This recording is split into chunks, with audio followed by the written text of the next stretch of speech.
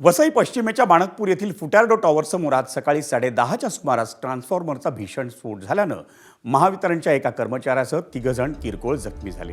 या स्फोटाची घटना सीसीटीव्ही कॅमेऱ्याने टिपली आहे। या स्फोटानंतर ट्रान्सफॉर्मरमधील ऑइल मोठ्या प्रमाणावर रस्त्यावर सांडल्यानं परिसरात काही काळ भीतीचं वातावरण निर्माण झालं होतं। हाती आलेल्या माहितीनुसार फुटारडो टॉवर समोरच्या ट्रान्सफॉर्मरच्या दुरुस्तीचं काम सुरू होतं, पण काम झाल्यानंतर काही मिनिटातच ट्रान्सफॉर्मरचा अचानक भीषण स्फोट झाला। यावेळी तिथून जात असलेल्या 2 पादचाऱ्यांच्या अंगावर ट्रान्सफॉर्मरचं ऑइल उडाल्यानं तेही किरकोळ जखमी झाले।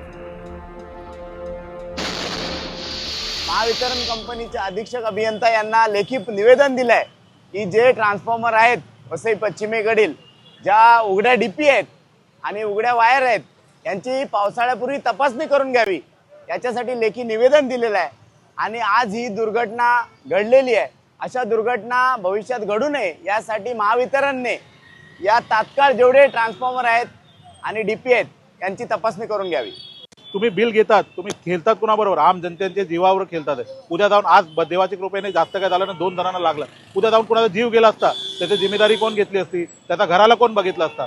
तर माझी एक सामान्य कार्यकर्ता म्हणून एक विनंती आहे, महाराष्ट्र सरकार असो, आमदार असो, खासदार असो, नगरपालिका असो आणि नगरसेवक असो, की बाबा आता वेळ झाली आहे, आता आपण स्मार्ट सिटी झालं, सर्व वायर अंडरग्राऊंड झाले पाहिजेत।